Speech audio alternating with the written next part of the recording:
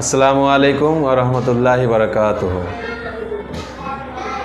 মাদ্রাসা হাফিজিয়া দারুল কোরআন রঘুপুরের সমস্ত শিক্ষক এবং নন শিক্ষক আমরা সকলে আজকে উপস্থিত হয়েছি আপনাদের সামনে কিছু কথা বলার জন্য। সামনে আমাদের পরীক্ষা 12 তারিখ থেকে। সেই পরীক্ষা উপলক্ষে আমরা আমাদের ছাত্রছাত্রীদেরকে অ্যাডমিট বিতরণ করে দিয়েছি। আজকে আই কার্ড বিতরণ করব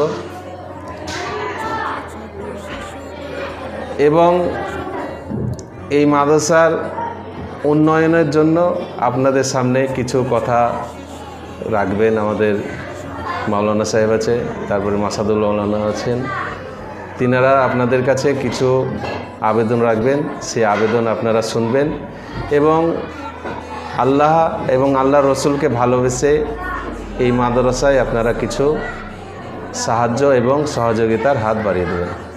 মাদ্রাসা হাফিজিয়া দারুল কোরআন রঘুপুর, যেটা ভারতবর্ষের পশ্চিমবঙ্গ রাজ্যের মুর্শিদাবাদ জেলার নবগ্রাম থানার অধীনে রঘুপুর গ্রামে অবস্থিত। আমাদের এই মাদ্রাসায় বর্তমান হিফজ, দার্স এবং শিশু বিভাগ চালু আছে।